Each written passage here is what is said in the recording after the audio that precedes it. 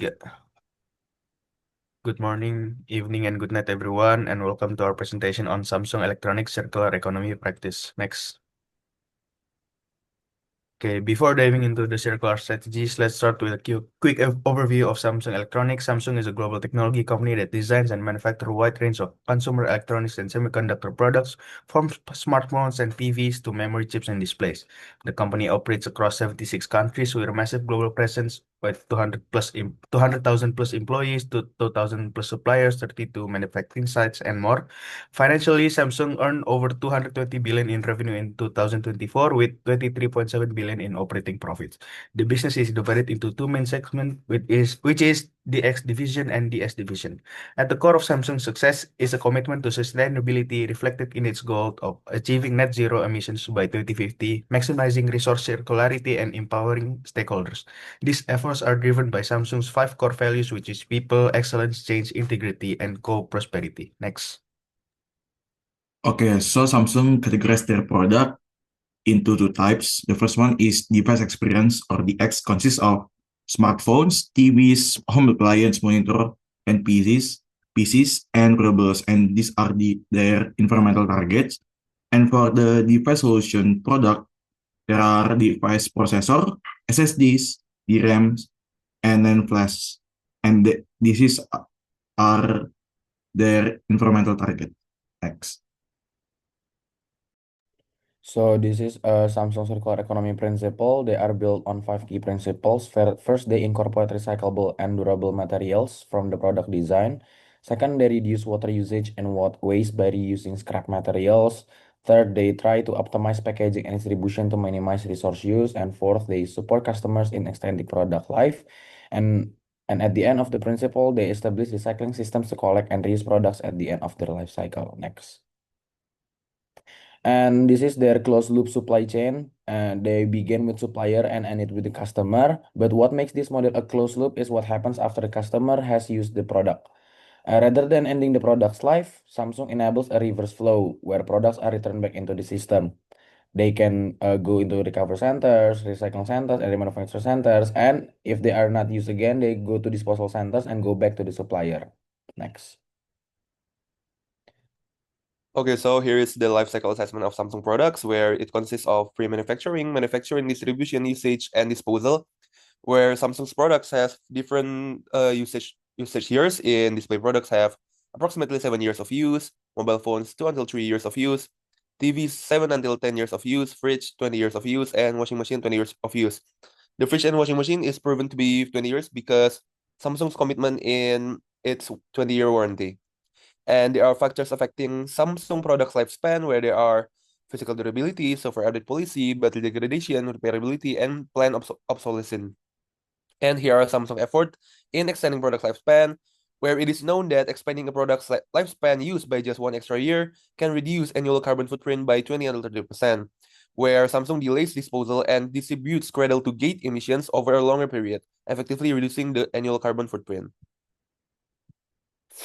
Okay, now so here is Samsung Waste Management, where it consists of both solid and hazardous waste, where this is our breakdown using the aspects of source, division, management methods, waste examples, risk level, certification, and future targets, where the solid waste examples are plastics, e-waste, packaging, glass, and metals, and the hazardous waste are RCS, or gas treatment, sludge recovery, and air water pollutant controls.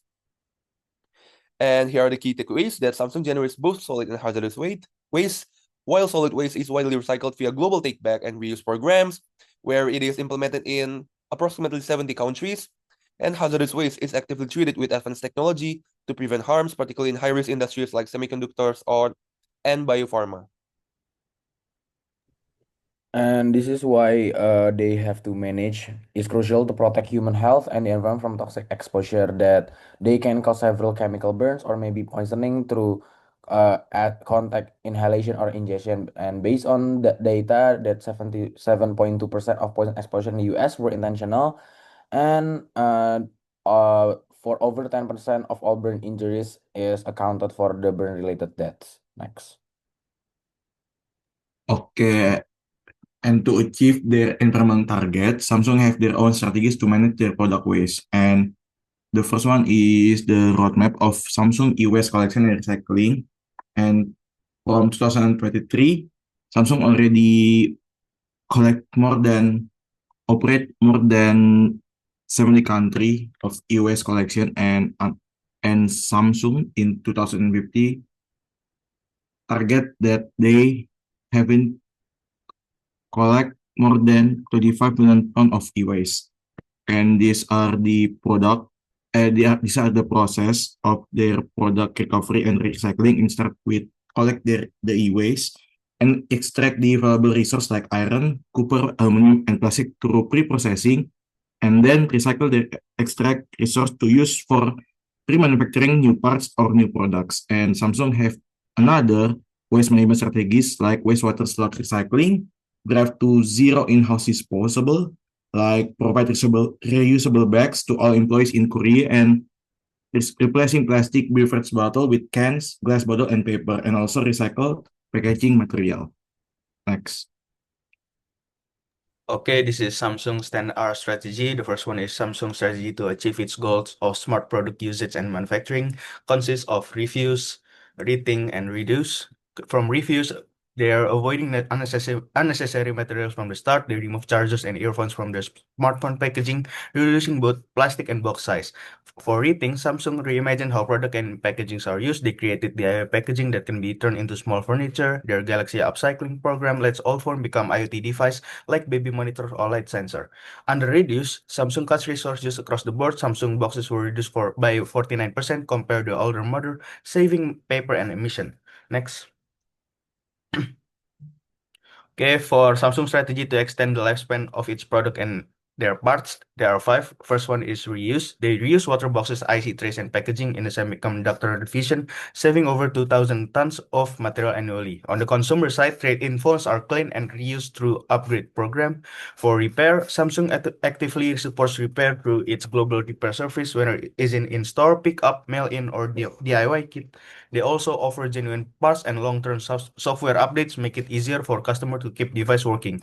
For refurbished through the certified reunit program, used Galaxy phones are inspected, cleaned, and equipped with new batteries, then resold at a lower price. In remanufacture, Samsung recovers valuable materials like gold, copper, and aluminum from old devices. These materials are refined and reused in new components. And finally, repurpose. Besides upcycling old phones to become sound and sensor, Samsung's TV boxes come with printed templates to turn them into bookshelf or pet house. Even old parts like scrap aluminum are repurposed for new functions outside of electronics. Next. Okay, this is Samsung strategy after its products reach its end of their life, which is recycle. Samsung operates e-waste recycling program in over 70 countries. They collected over 6.3 million tons of e-waste since 2009 and aiming for 25 million tons by 2050. And finally, recover. When items can be reused or recycled, Samsung capture energy from waste. Food waste is turned into fertilizer. Non-recyclable materials are incinerated to produce heat and steam. Next. This is the reference we are using for this presentation. Next. That is all from us. Wassalamualaikum warahmatullahi wabarakatuh.